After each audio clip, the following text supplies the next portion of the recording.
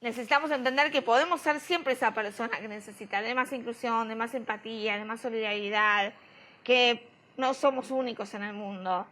Estamos muy acostumbrados a pensar que nosotros somos los únicos que necesitamos ayudar, los únicos a los que nos cuesta la vida, y nos falta ponernos en el lugar del otro, nos falta tener esta mirada compasiva hacia el otro y entender que, por ejemplo, vamos a ser un día un adulto mayor, vamos a envejecer y vamos a necesitar de la mano de alguien en la calle para cruzar.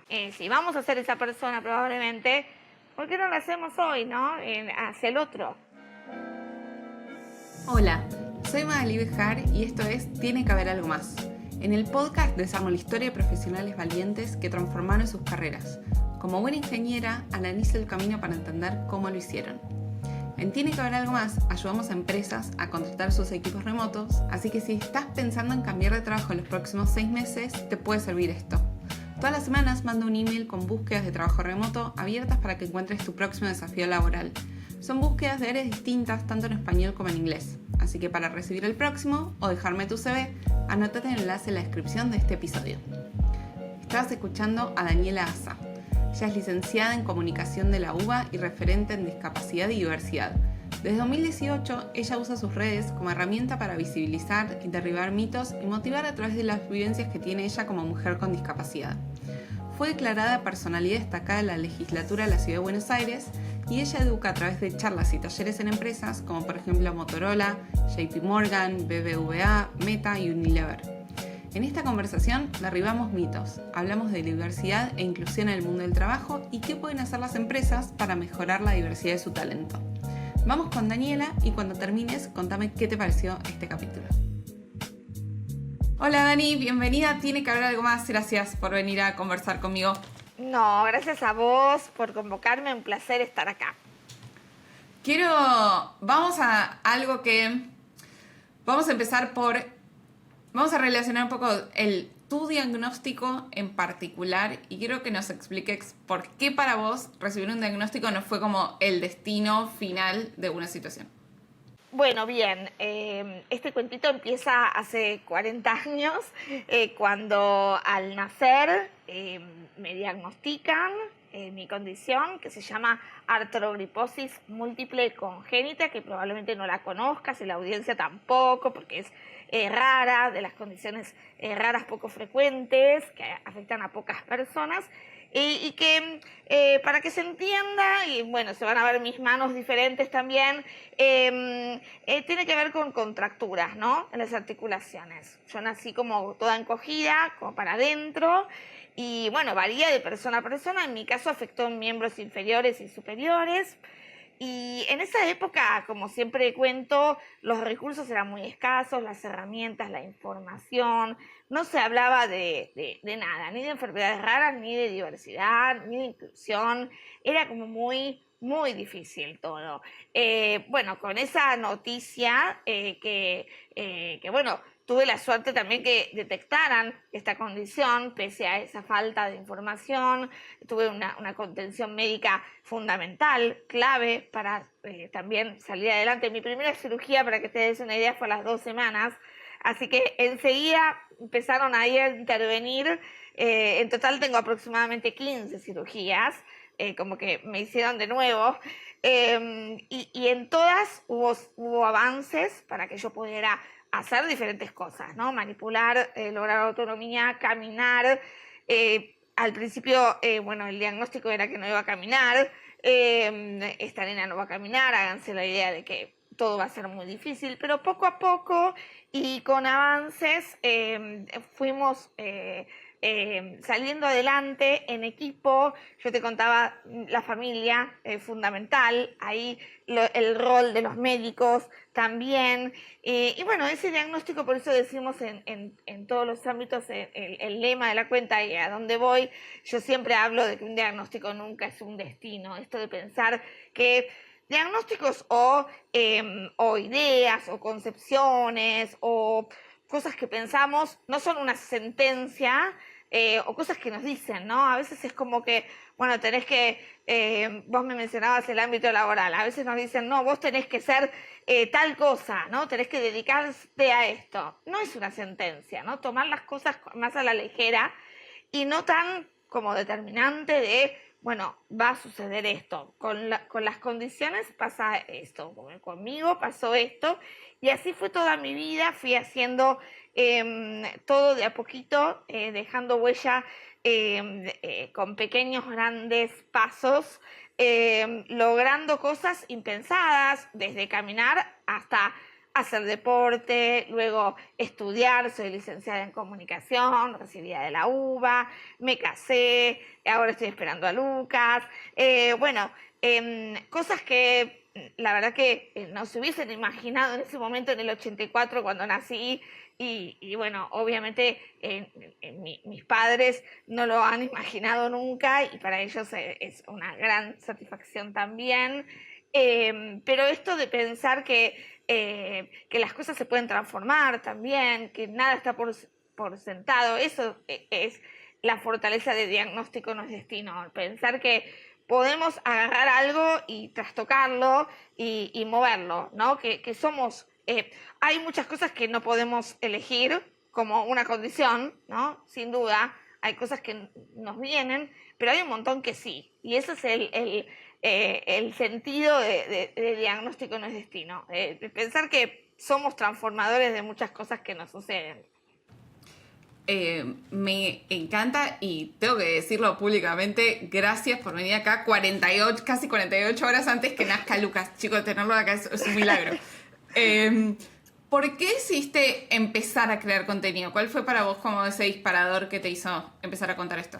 Bueno, bien, con esta historia que te conté, nada fue fácil, ¿no? Uno a los 40 años lo cuenta, bueno, pasó esto, Sí, pasó como un cuentito, esto, ¿no? en un minutito. Mucha gente me dice, me lo contás tan livianamente. No, bueno, lo que pasa es que uno lo tiene ya interiorizado y ya, ay, pero ¿cómo? 15 cirugías, sí. Bueno, la verdad es que uno también se acostumbra a la vida, lo interioriza y se va acostumbrando a la vida que tiene, ¿no? Con los recursos que tiene. Pero es verdad que para los demás es como, oh, wow, ¿no?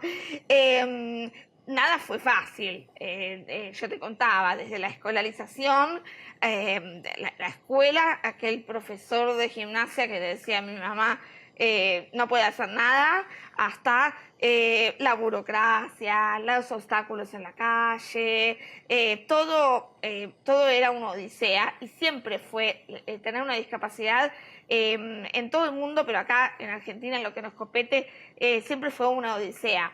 Entonces, siempre es yo siempre lo digo, nos vamos a dormir pensando qué barrera o con quién nos vamos a pelear mañana, ¿no? Sea el ámbito que sea, el laboral, el educativo, en la calle, bueno, ¿con quién nos vamos a pelear para luchar, para ganar nuestros derechos, ¿no? Sea el derecho que sea. Entonces, lamentablemente sigue siendo así, y cuando yo era chica mucho más, porque no había, como te decía, todo lo que hay hoy, las redes sociales, la información, esto, ¿no? Esta posibilidad de poder contar lo que te pasa, tener, o sea, que te escuchen, que las personas con discapacidad podamos también tener una voz y expresar nuestras necesidades, no estaban, ¿no? Y esto, la verdad que en esta época está muy bueno. Sin embargo, bueno, esas barreras que a mí me han tocado y que le han tocado a mi familia, sobre todo en mi adolescencia, me afectaron mucho, ¿no? Y hoy que se habla tanto de estereotipos, de diversidad, de género y demás, resultan ser una oportunidad para visibilizar y para poder decir, bueno, sobre todo las mujeres, ¿no? Yo siendo mujer con discapacidad, ¿por qué no estoy presente? ¿Por qué se me oculta? Entonces, con esa idea empezó en mi cuenta, ¿no? Queriendo visibilizar y deconstruir un montón de cosas que nos vienen sucediendo o que me vienen sucediendo a mí, porque yo no soy otra persona, yo hablo siempre en primera persona de mis experiencias, pero sí logró mucha identificación a lo largo de estos 6 años que estoy en las redes.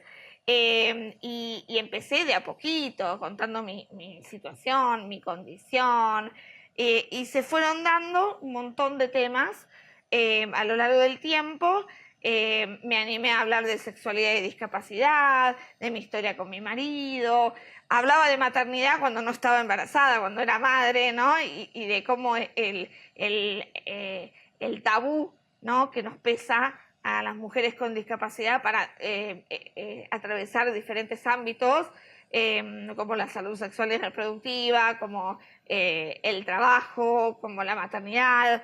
Entonces ahí también empezaron a aparecer un montón de debates bueno, y se fue armando una comunidad hermosa que hoy tiene, más allá de los seguidores, que son 130.000 seguidores, pero es una comunidad linda, es una comunidad que aporta, que le gusta debatir, que intercambia, ¿no? No son los seguidores solamente, sino que es una comunidad amorosa que quiere aprender y que me da esperanza de un mundo mejor, ¿no?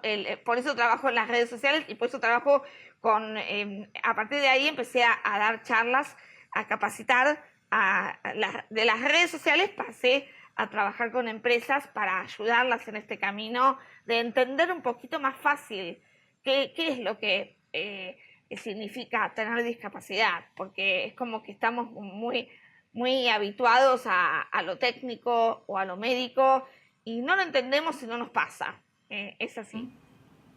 ¿Cómo hiciste vos para armar tu negocio de ser speaker en empresas? Porque vos has dado un montón de charlas en todas las empresas que existen. Impresionante. ¿Cómo hiciste eso? Mira, yo creo que se fue dando de a poco. Como te decía, el trabajo nació, soy una nativa digital, digamos, más allá de que soy comunicadora y estudié y siempre me formé y demás.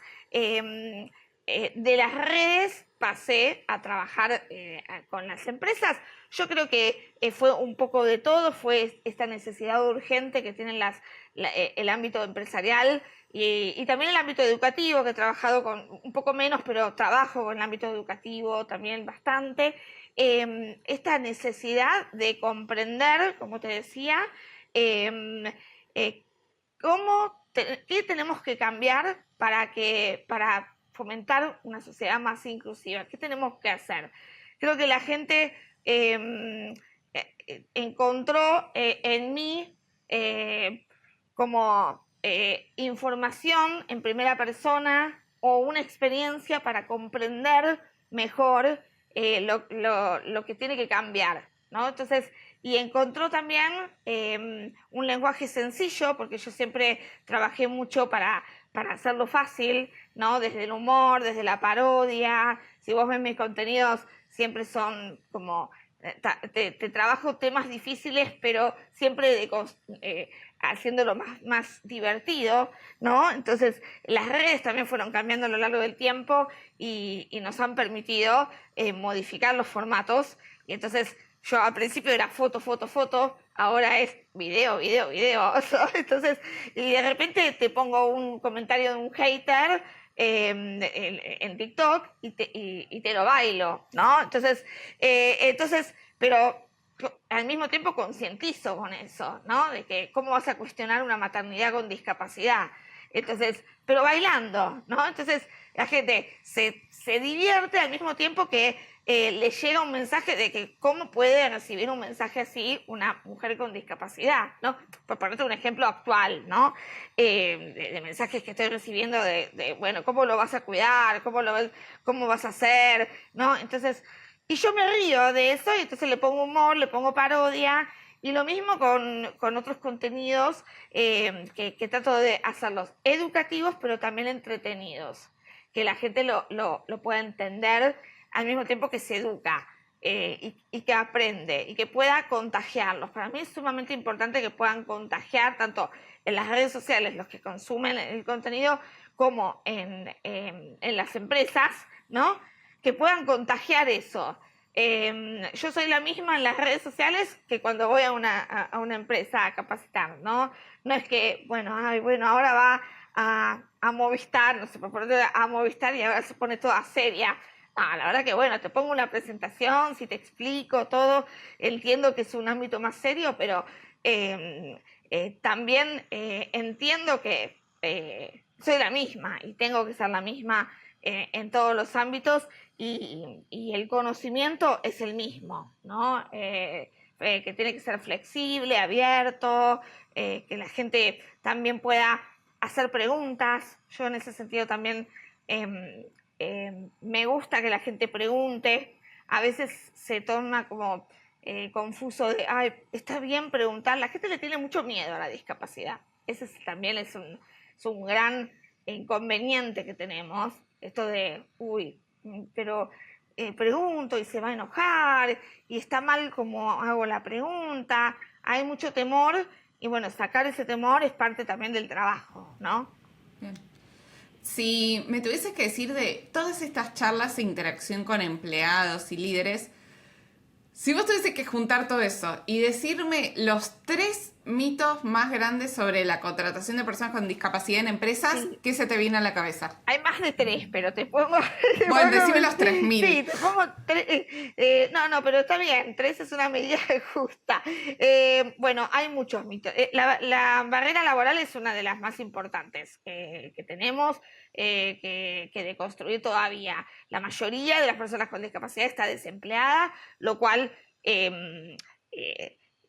invita a otras barreras, ¿no? Es una cadena, no es las barreras de la discapacidad las tenemos que ver como holísticamente una encadenada a otra, porque, por ejemplo, la barrera laboral genera una barrera económica. Las personas con discapacidad tenemos muchos más gastos o inversiones que hacer, ¿no? Por ejemplo, el transporte no lo podemos tomar porque hay muchísimos obstáculos, ¿no? Es imposible tomarse un bondi para una persona en silla de ruedas o yo misma. Yo no puedo, yo me muevo en Uber o en Cabify. Yo no.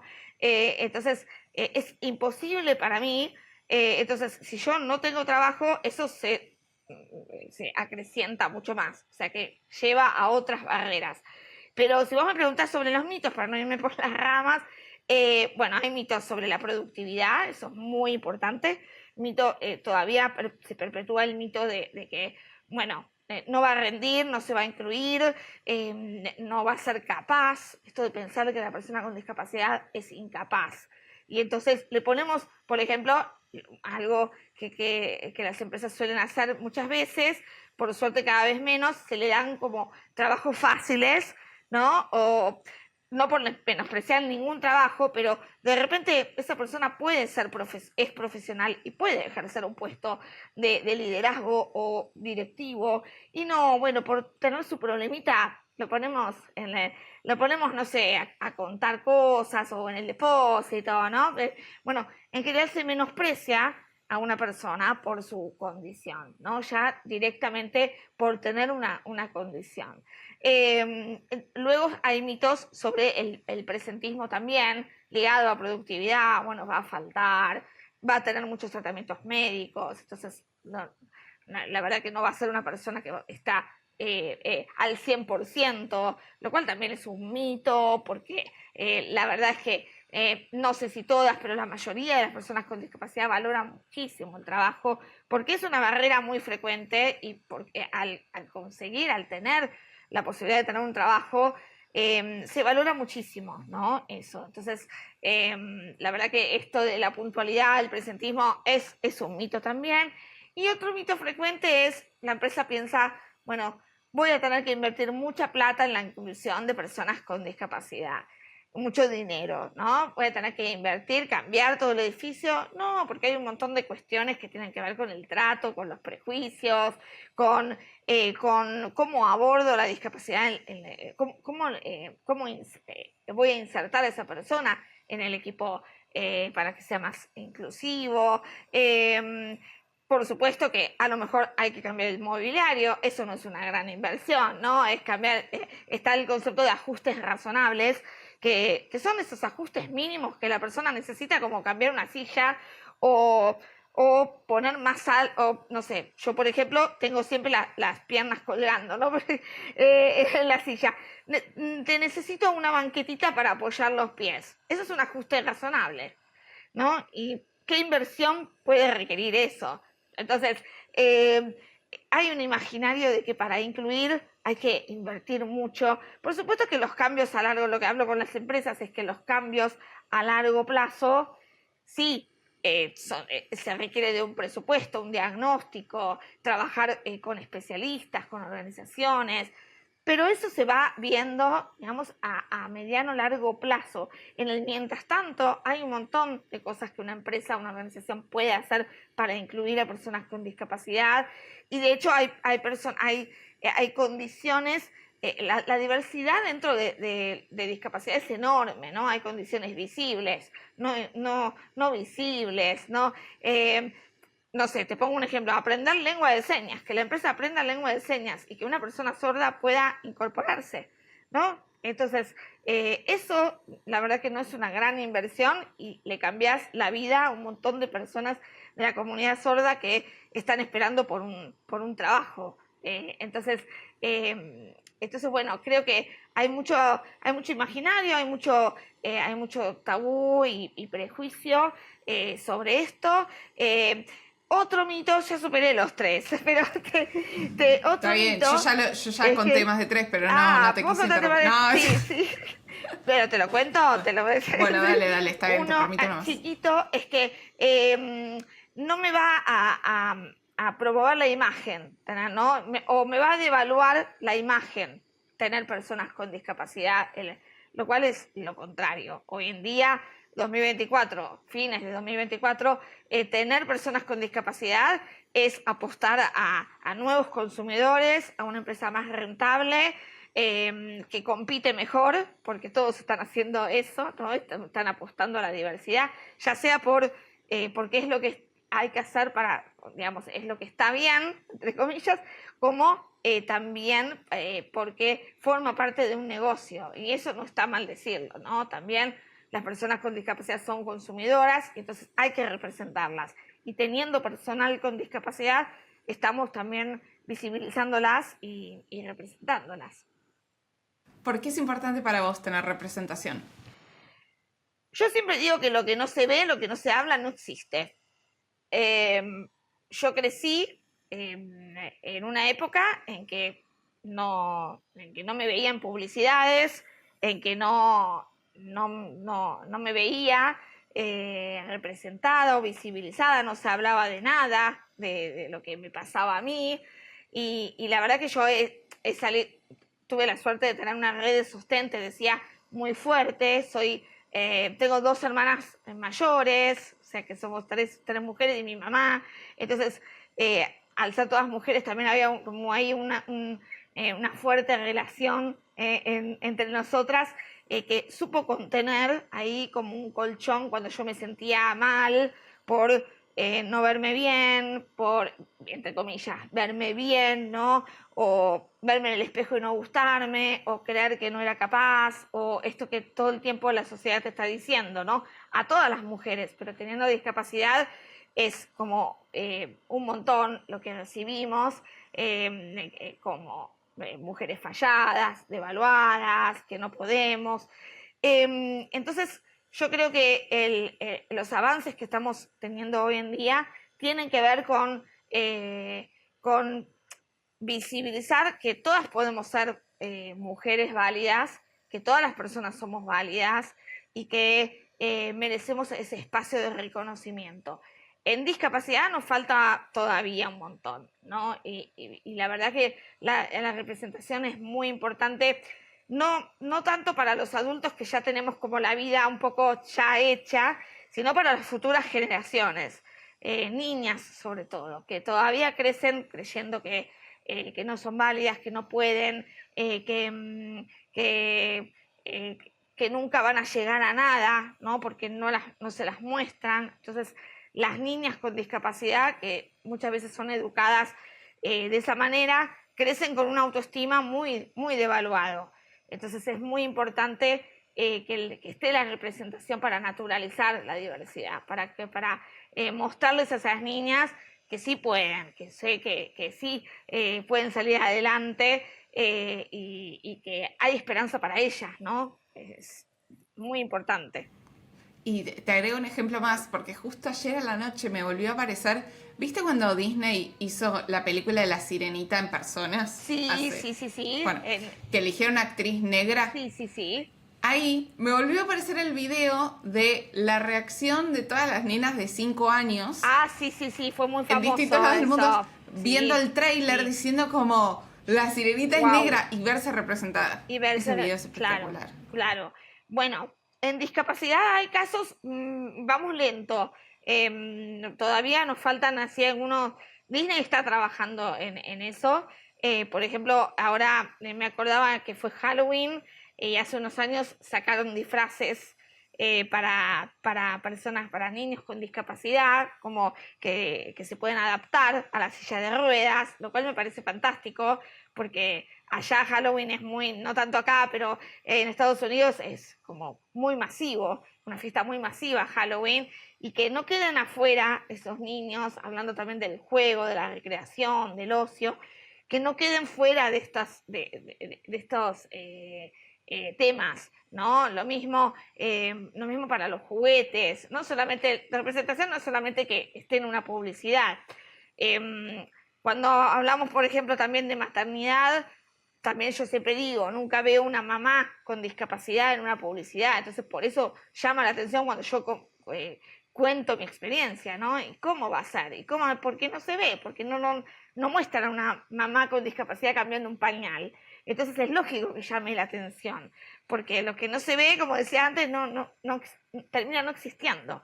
Entonces eso es muy importante que las empresas, las marcas, sobre todo, empiecen a trabajar en la visibilidad, en los productos también, el diseño de los productos. Hoy en día estamos hablando de diseño universal, que todo sea para todas las personas, que cuesta un montón porque requiere de mucha tecnología, ahí sí, requiere de inversión, que todos los productos sean para todas las personas, es como complejo, pero bueno, pero podemos ir de a poco y diseñando de a poco productos y servicios que se adapten a las diferentes necesidades del público, ¿no? ¿Por qué para vos existe esta creencia del mito, ¿no? Que la discapacidad implica que un empleado va a ser menos productivo? Yo creo que viene de una historia de rechazo.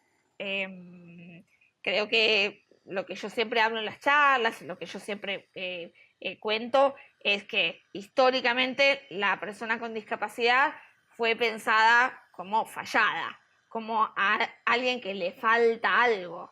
Tenemos esa concepción y tenemos ese imaginario todavía de pensar que bueno, esa persona está incompleta, entre comillas.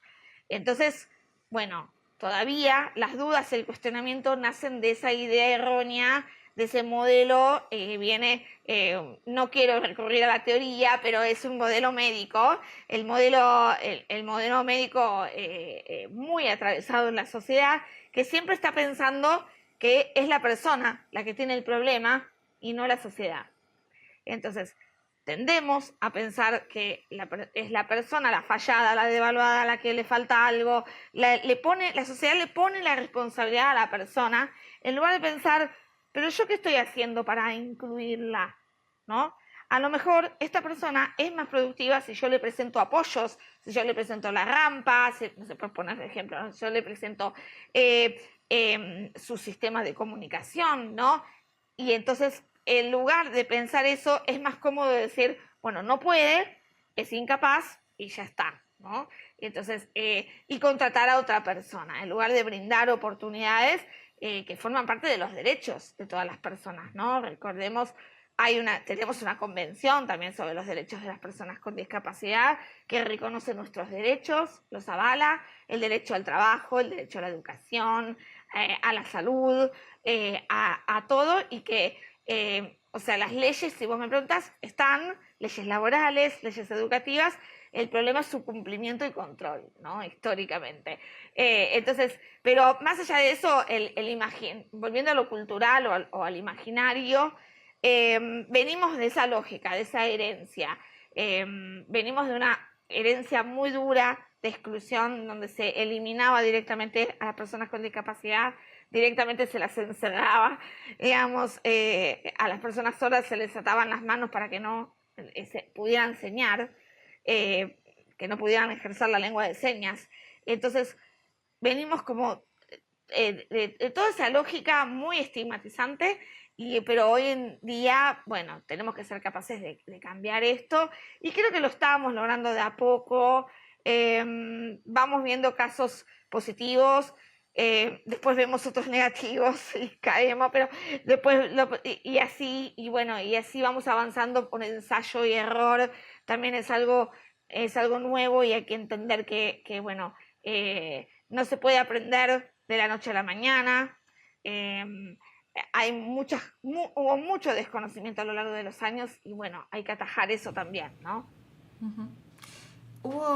Y hace algunas semanas hicimos un capítulo con Catalina en La Rocha, que ella tiene endometriosis, y charlamos mucho de, que este es un caso, ¿no? Hay un montón más distintos, que charlamos un poco de las discapacidades que son invisibles, claro, que vos por fuera no ves y no entendés exacto, lo que le pasa, entonces parece como que no le pasa nada y puede llevar a muchos malentendidos, suposiciones, como, pero si yo te veo bien, ¿por qué claro, me estás diciendo esto? Entonces, ¿cómo crees vos que podemos hacer espacios que sean un poco más inclusivos con este tipo de discapacidades que quizás no son tan evidentes para alguien que no te conoce? Sí, es tal cual lo que decís. Y de hecho filmé varios contenidos sobre esto de las expresiones que muchos reciben de, ay, pero no se te nota nada, ¿no? Y encima como si que se te notara, como el hecho de que no se te note es mejor y entonces ¿por qué te voy a tener que dar prioridad, por ejemplo, si no se te nota y no tenés nada, ¿no? Entonces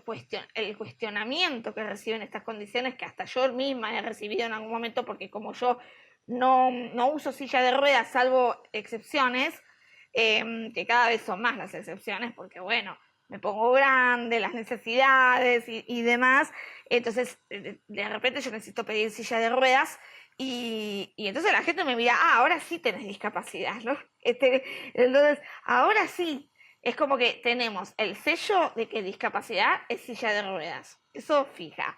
Tenemos el sello de que discapacidad tiene que ser algo visible y como bien decís, no es así, ¿no? Hay muchísimas condiciones muy duras, muy sacrificadas, que no se ven y no por eso son menos válidas, ¿no?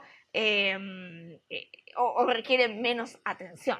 Yo creo que, volviendo a lo que dijiste, la visibilidad es fundamental, que se hable de estos temas, no se habla, ¿no? Se sigue reproduciendo o perpetuando esta idea a través, yo como comunicadora le pongo mucha culpa a los medios de comunicación, porque lo veo constantemente, veo las historias que se comparten, los dichos, y la verdad es que los medios deberían promover esta idea de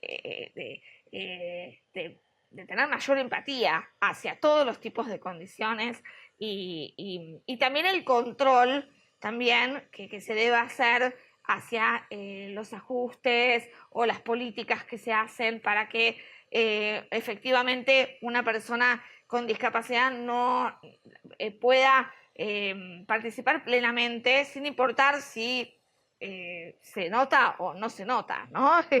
Si es visible o invisible, pueda acceder también a los recursos, pueda acceder también a la cobertura. Hoy hay una gran falencia en cuanto a coberturas médicas, sobre todo para condiciones médicas invisibles. Se duda mucho como decíamos, de la condición. Entonces, la verdad es que esas personas sí sufren mucho esta mirada estigmatizante de la sociedad, que como no se te nota, bueno, no importa.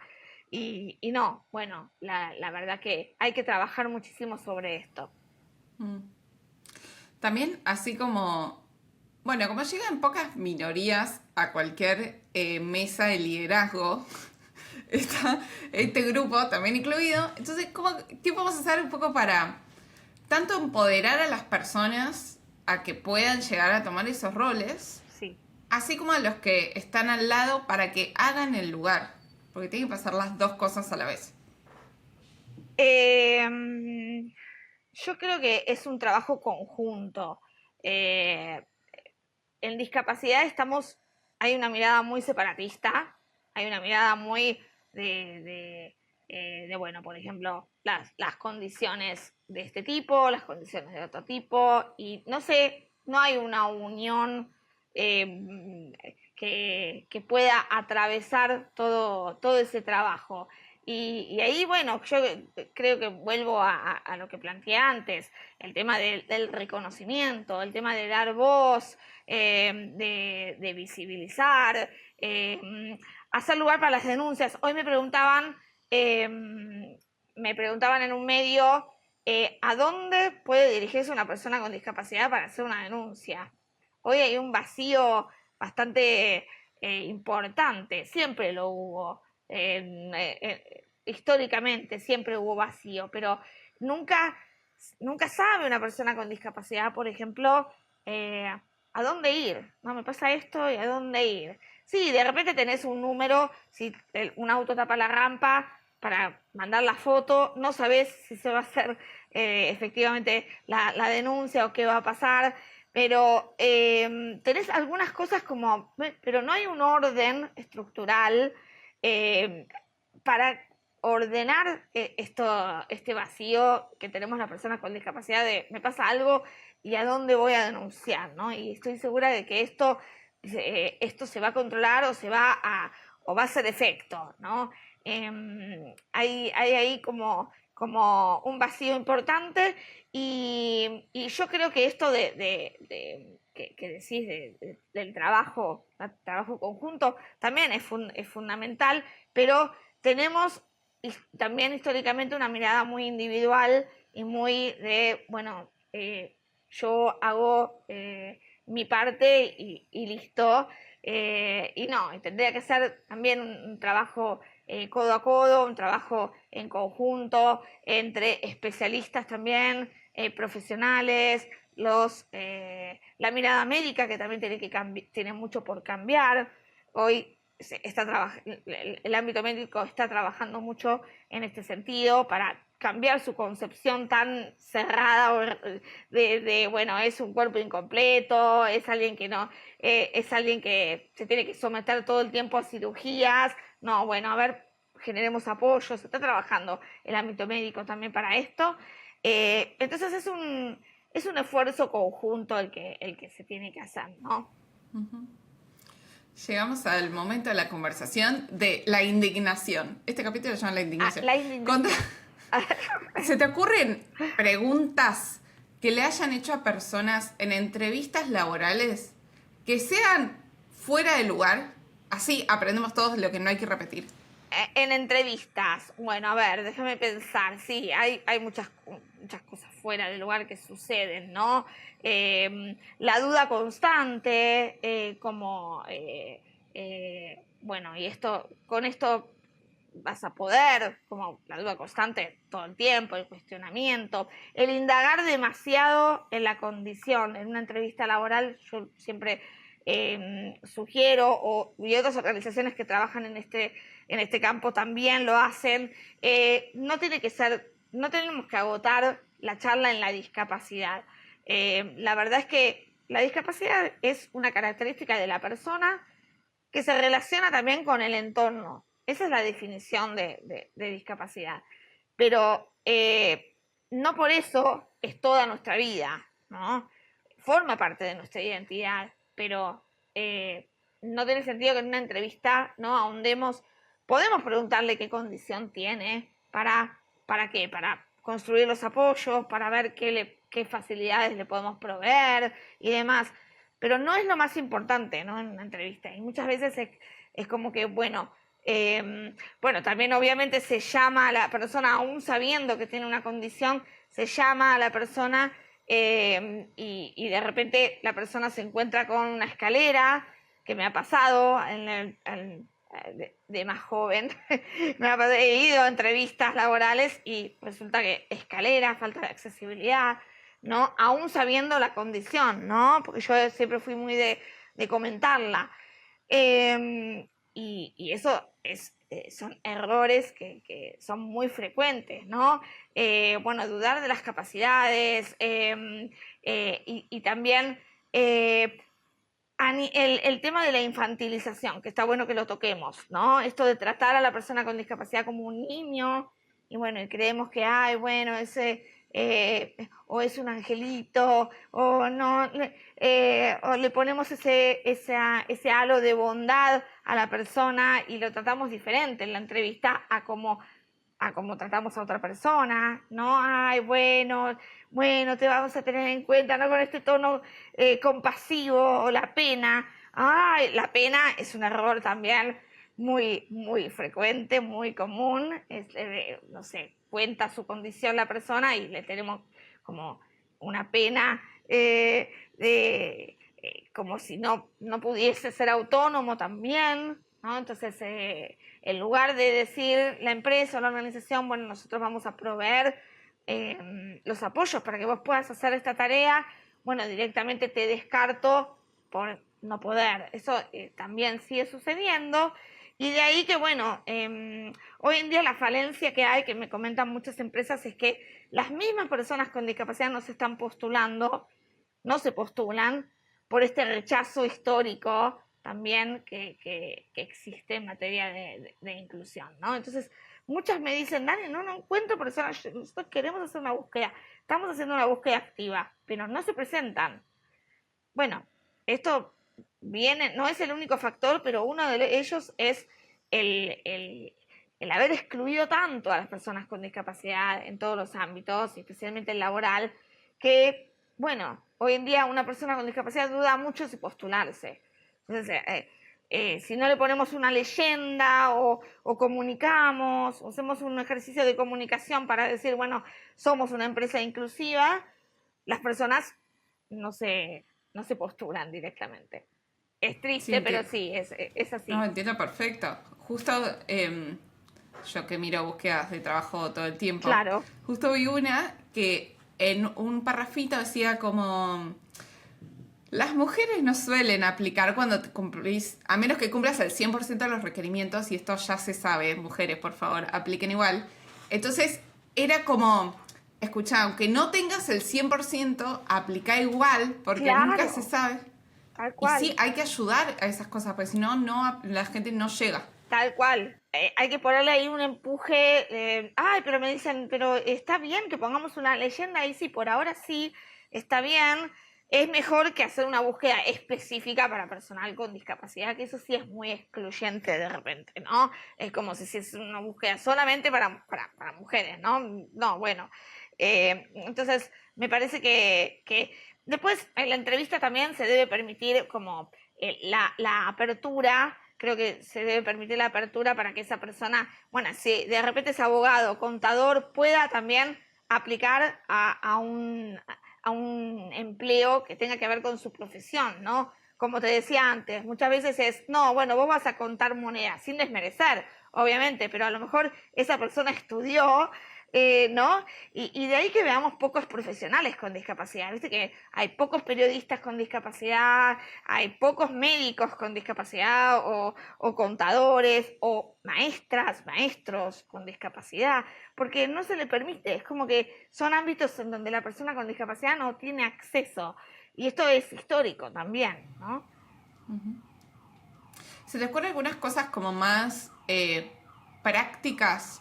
Si alguien de una empresa está escuchando y dice, bueno, ¿qué cambios puedo empezar a hacer para ser un poco más inclusivo?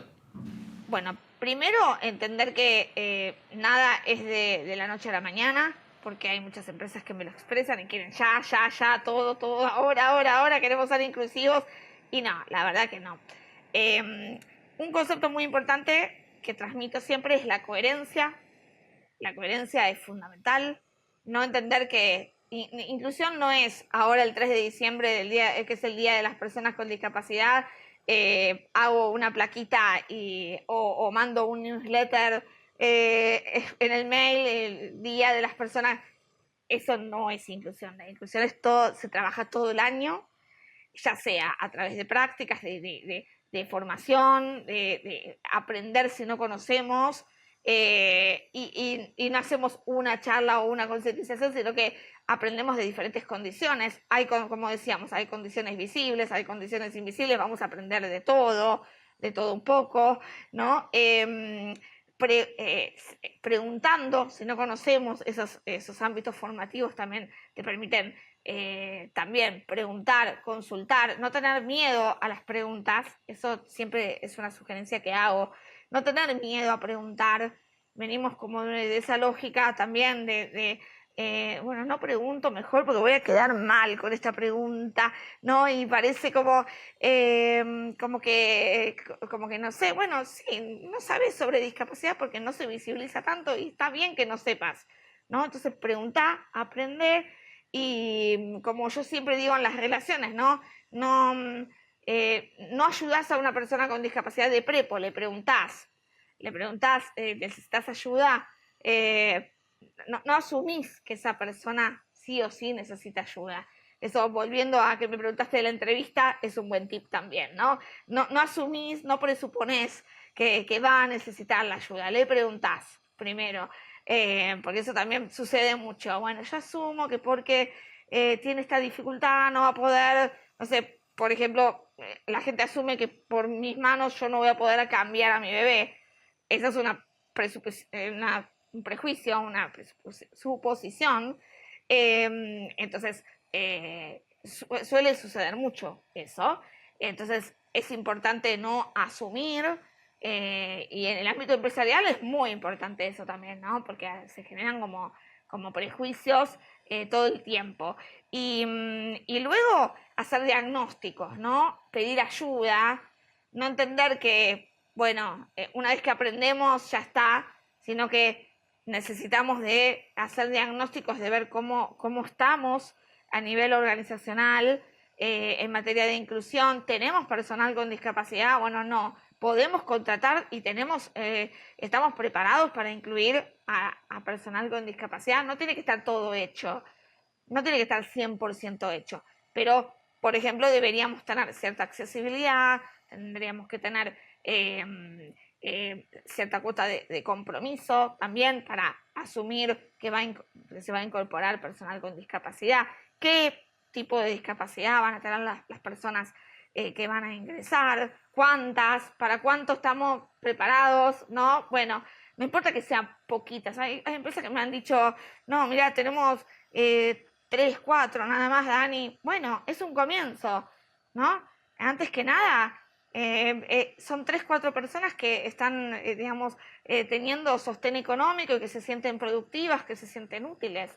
Entonces, no importa tanto la cantidad acá, sino que esté el compromiso verdadero, pero sí seguir trabajando todo, apostar apostar al trabajo constante, ¿no? No entender que, bueno, hago esto y listo, y ya está, ¿no? Y que se va a hacer solo. No, esto, la inclusión se trabaja todos los días, por lo menos en discapacidad se trabaja todos los días, se rema, se investiga. Tener un equipo dedicado hoy en día es muy común. Tener equipos dedicados, por ejemplo, ERGs, que vos sabrás, ERGs, o un voluntariado que se dedique a estas cuestiones. Eso está bueno y además hace a la imagen, promueve la imagen de la empresa, está bueno. Así que esos son pequeños tips como que se pueden hacer. Después, obviamente, está el asesoramiento de arquitectos, de psicólogos, de organizaciones, buscar intermediarios también. Eso también que de repente tengan una bolsa laboral activa de personal con discapacidad y entonces ahí puedan ayudarnos a diseñar estas entrevistas, que esté alguien en la entrevista. Esas son algunas cosas que una empresa puede hacer. Está buenísimo. También pasó por el podcast hace muchas semanas Gabriel Marcolongo de Inclúyeme, entonces también charlamos mucho de esta perspectiva. Sí. Y para los que quieren trabajar en recursos humanos, es verdad lo que Dani dice, hay toda una parte de diversidad e inclusión dentro del grupo de recursos humanos, claro, que te podés dedicar solo a eso. Totalmente. Y las empresas contratan. Totalmente. Y también pienso cómo el trabajo remoto te habilita a muchas más posibilidades y poder tener tu casa equipada y vos estar más cómodo, cómoda como quieras, sin tener que ir todos los días a la oficina, a un lugar y Hoy todo lo es que ya una charlamos. realidad, claro, hoy es una realidad frecuente que está buenísima, que está buenísima. La tecnología en ese sentido avanzó bastante, a veces hay que ajustar algunas cuestiones porque la tecnología a veces está un poco lejos de ser inclusiva si no le presentamos también las herramientas, ¿no? Por ejemplo, para personas sordas, para personas ciegas, que las personas ciegas requieren de mucho apoyo auditivo y a veces no, ese apoyo no está. Entonces, bueno, se tiene que seguir trabajando la tecnología, pero hemos progresado un montón y hoy hay inventos y avances que antes lógicamente no estaban y de repente el trabajo debía ser presencial sí o sí y hoy no, hoy hay muchas personas con discapacidad que están trabajando desde su casa. Sí, sí, sí. ¿Qué opinión tenés vos sobre los cupos en empresa? Gran Porque pregunta. a mí me salieron Es, a bardear en... Yo no salí a me digas. defender, te doy el contexto es que yo salí a defender esto de, por ejemplo, mujeres en tecnología, que somos 3, va mejorando, pero Sí, somos conozco. Sí, sí, pocas. sí. Y yo decía, eh, está bueno que te asegures que en tu terna de entrevistas haya mujeres.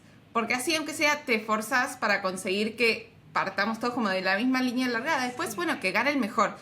Y la gente, pues, puteándome en Ah, Instagram, que no, que las no. mujeres, que el cupo, que no sé qué. Entonces, Ah, ¿qué opinas bueno. vos de este tema? Eh, es un arma de doble filo, ya te lo digo. Es un arma de doble filo. No es lo ideal el cupo. Yo no soy partidaria de que el cupo sea la mejor opción toda la vida, pero sí reconozco que hoy por hoy el cupo es lo único que hace que las personas con discapacidad puedan acceder mal que mal a un empleo. Eh, de todos modos, hoy en día el cupo en materia de discapacidad está solamente en el ámbito estatal, en el ámbito gubernamental. Algunas empresas ponen cierto cupo, pero ya forma parte de lo privado, ¿no? Pero no es, no, en otros países sí está el cupo a nivel privado, acá no. Yo creo que sería un cambio importante que contribuiría a la inserción.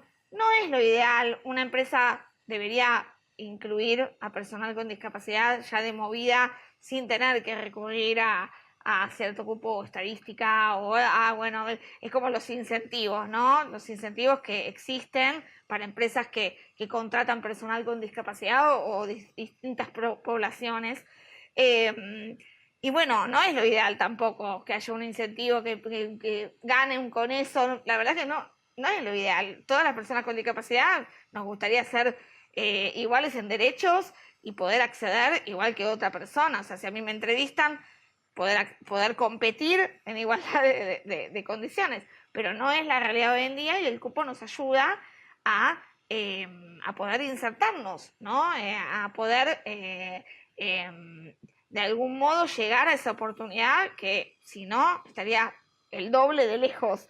Entonces, creo que bueno, que hoy por hoy es algo que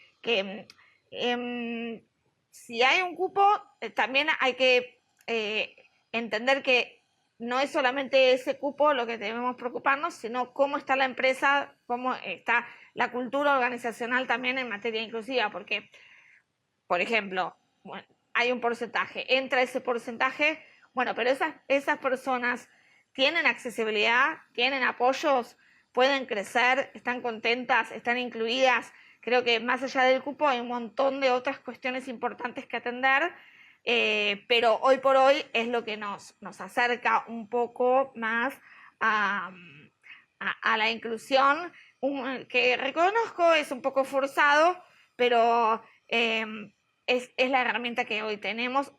Repito, no está implementado a nivel privado, con lo cual existe solamente en el ámbito estatal y creo que ni siquiera se cumple completamente. Así que bueno, eh, es un arma de doble filo, ¿no? Es como lo forzás, pero al mismo tiempo te ayuda a poder insertarte en materia laboral.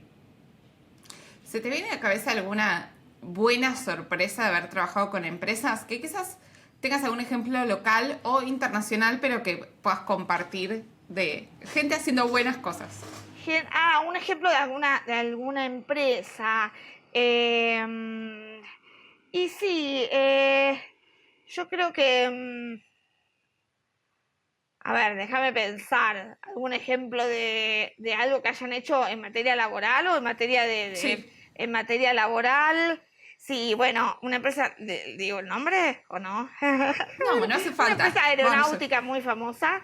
Estuve trabajando con Estatal, ellos. ¿no? No te lo voy a decir. Estuve trabajando con ellos, capacitándolos, y siempre, bueno, a mí me da una gran satisfacción ver sus avances y me lo comparten. Me dicen, Dani, mirá, aprendimos esto, hicimos esto, ¿no?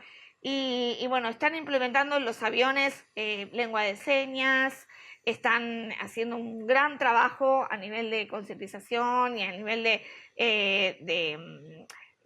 derechos, ¿no? De cumplimiento de derechos del el viajero, el turista con discapacidad, que eso también era una deuda pendiente, porque hay muchísimas barreras a la hora de viajar. Cuando hablamos de turismo inclusivo es un tema también, ¿no? No solamente los lugares de viaje están, son muy excluyentes, sino que también a nivel viajar es un problema, ¿no?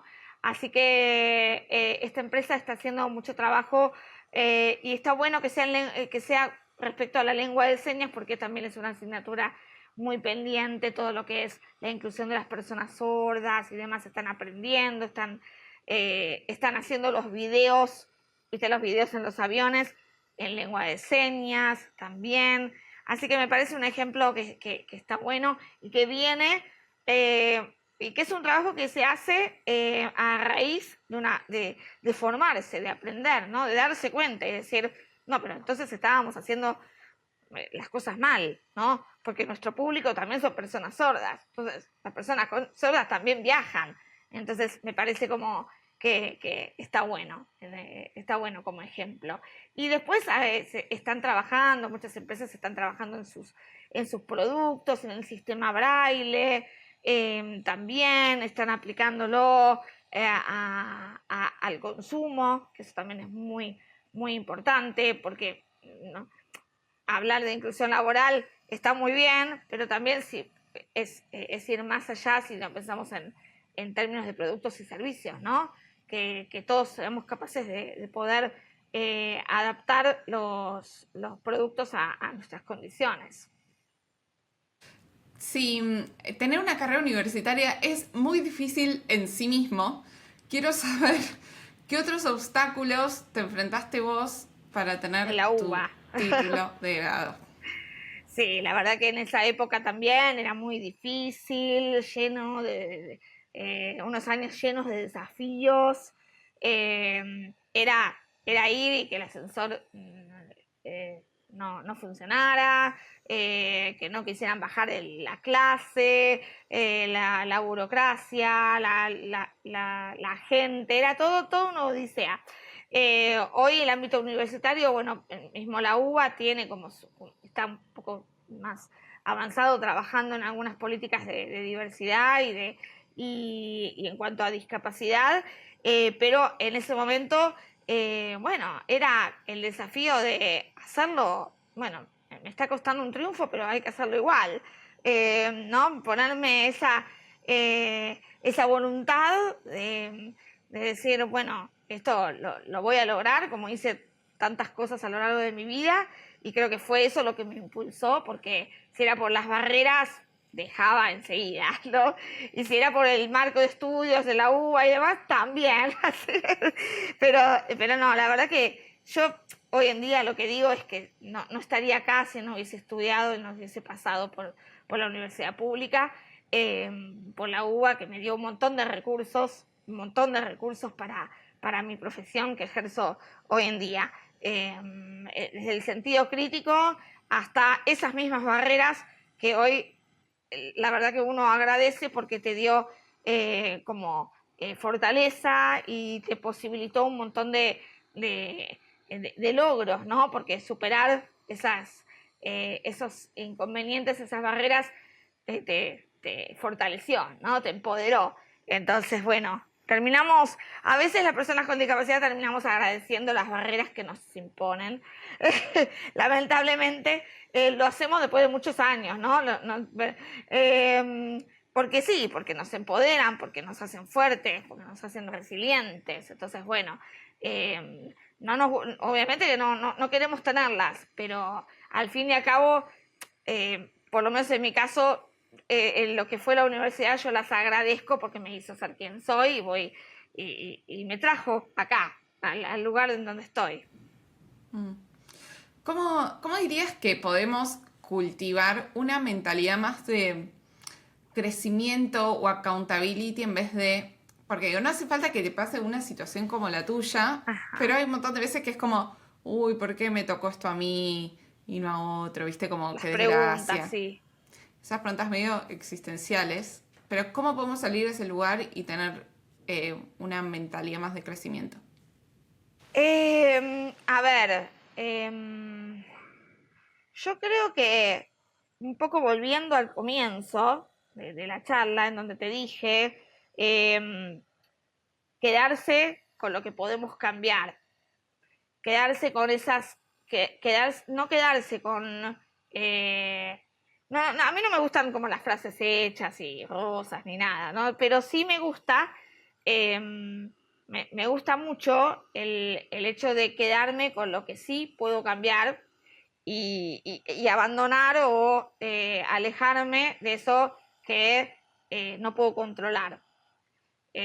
Creo que eso sí, creo que eso no es no tiene que ver con una frase hecha, sino es, eh, es todos los días decir, bueno, a mí me ayudó muchísimo y me ayuda todos los días y ahora en la maternidad también, vivir el día a día y un paso a la vez y hay días en que, bueno, no me quiero ni ver y estoy enojada y las hormonas las hormonas, las hormonas del embarazo, que hacen lo suyo, pero y entonces atravesar esa angustia o ese pesar, no decir no lo voy a, no me lo permito, no, tengo que estar bien todo el tiempo.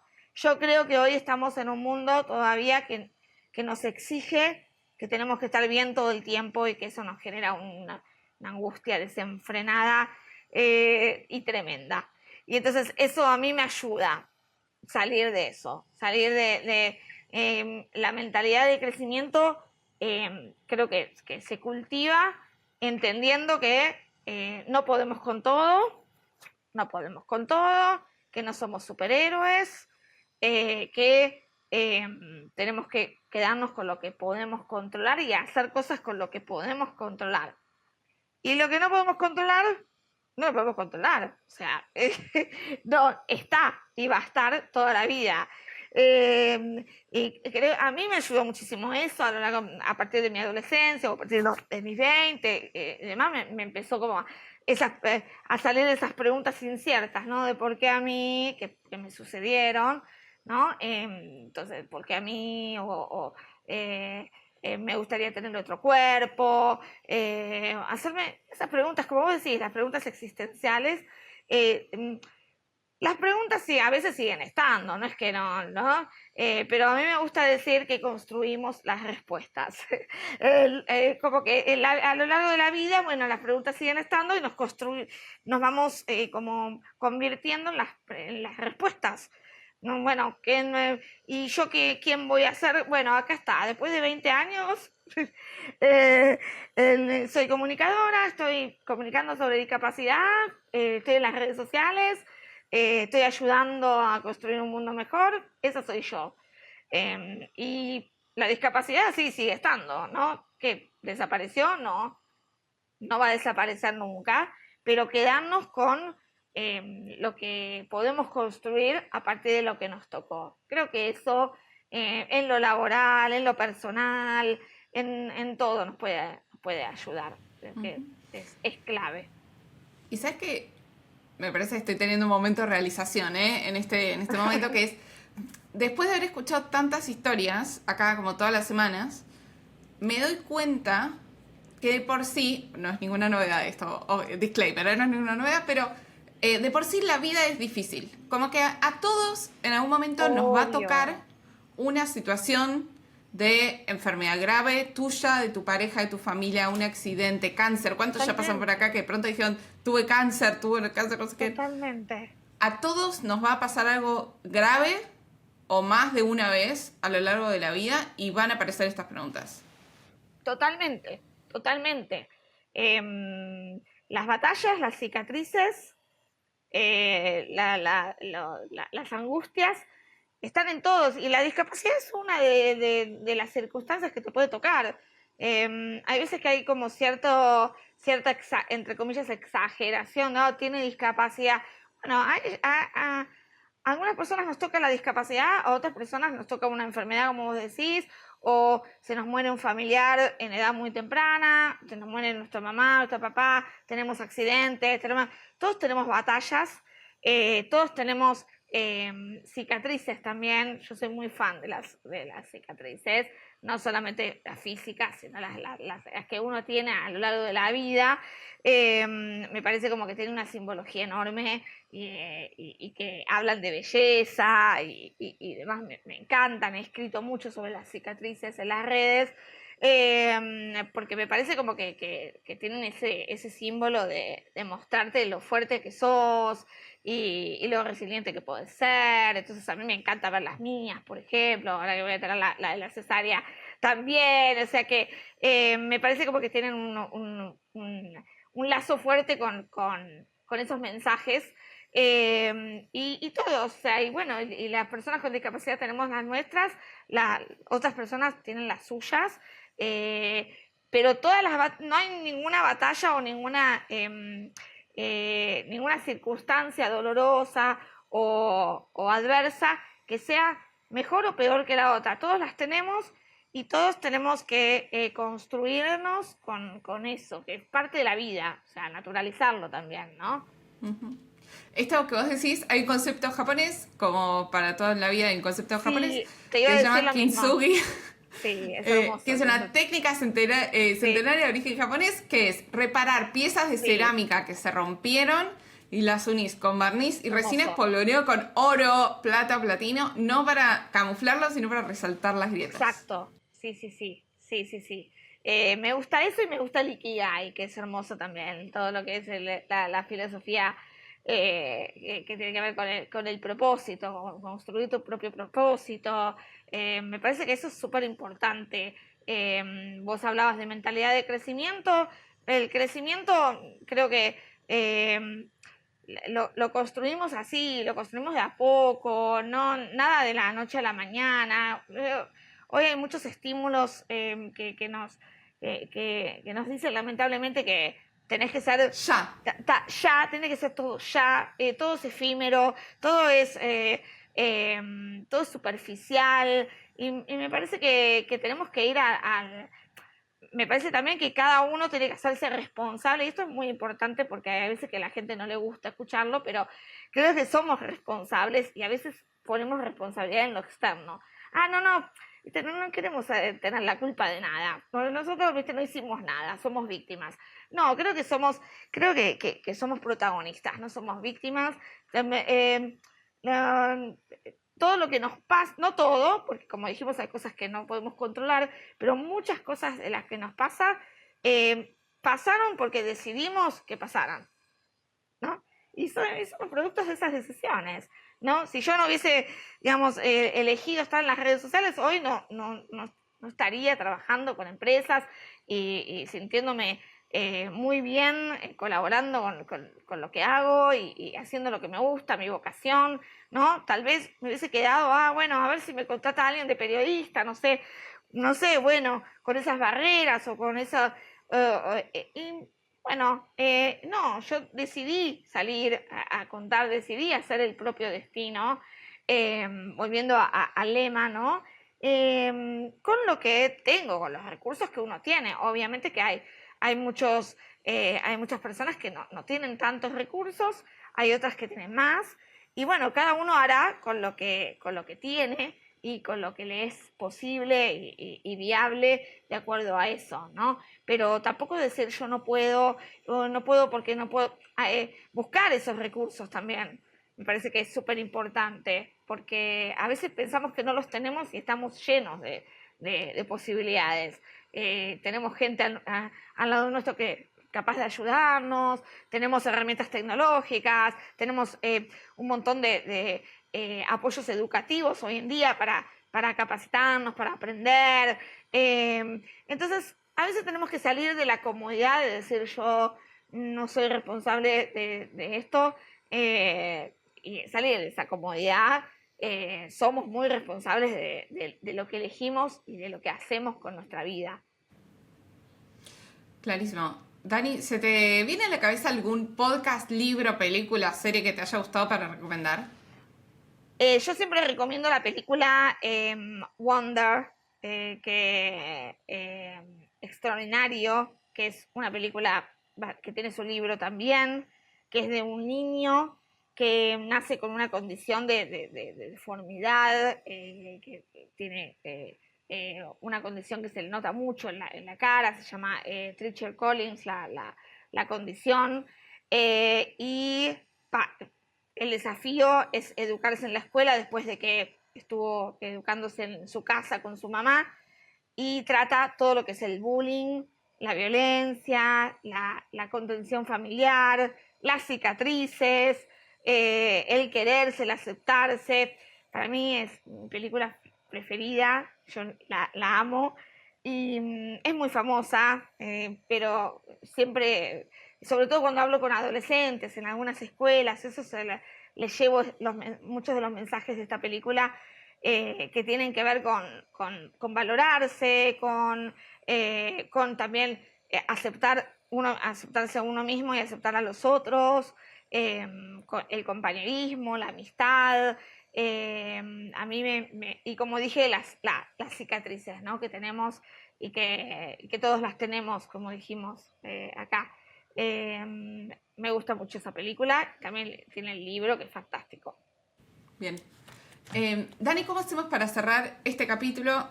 Último momento, micrófono abierto, para compartir algo que quizás ya hayamos hablado o que haya quedado en el fondo de tu cabeza y sea un buen momento para compartir. Vuelvo a esto, o tal vez que no sé si lo mencionamos, pero en lo que respecta a discapacidad, entender que la empatía empieza por entender, comprender que todos podemos ser esa persona que necesita de empatía, ¿no? Porque hay veces que hablamos de empatía, que es un término muy de moda, como el de diversidad, y decimos, bueno, el otro necesita de empatía. Todos necesitamos de empatía. Así como a todos nos pasan nuestras cosas, nuestras circunstancias, somos nosotros y nuestras circunstancias, creo que necesitamos entender que podemos ser siempre esa persona que necesita de más inclusión, de más empatía, de más solidaridad, que no somos únicos en el mundo. Estamos muy acostumbrados a pensar que nosotros somos los únicos, los únicos que necesitamos ayuda, los únicos los únicos a los que nos cuesta la vida. Entonces, y nos falta ponernos en el lugar del otro, nos falta tener esta mirada compasiva hacia el otro y entender que, por ejemplo, no sé, te pongo un ejemplo, vamos a ser un día un adulto mayor, vamos a envejecer y vamos a necesitar de la mano de alguien en la calle para cruzar, ¿no? Entonces vamos a ser esa persona. Si vamos a ser esa persona, probablemente, ¿por qué no lo hacemos hoy, no? Hacia el otro. Entonces, a mí, volviendo a las películas, me gusta mucho Cadena de Favores, es una película muy vieja, que habla de esto, ¿no? Hoy por ti, mañana por mí, y se hace una cadena de buenas acciones. Creo que eso es la vida, ¿no? Bueno, vamos creando esa cadena, entendiendo que no estamos solos en el mundo, no somos los únicos, que queremos estar bien, todos queremos estar bien, todos queremos ser felices y la felicidad también es poder dar la mano al otro cuando la necesitas, ser comprensivo, ser amigable, ser empático, ser amigables sobre todo, ¿no? En el mundo. Creo que eso es algo que había quedado en el tintero, que lo había pensado. Me encanta. Gracias, Dani, por venir, por compartir todo esto. No, gracias a vos, Nay. Gracias por todo. Gracias por escuchar este episodio. Nos ayudás un montón compartiendo este capítulo a alguien que le pueda servir. Acordate que todos los martes comparto oportunidades de trabajo remoto.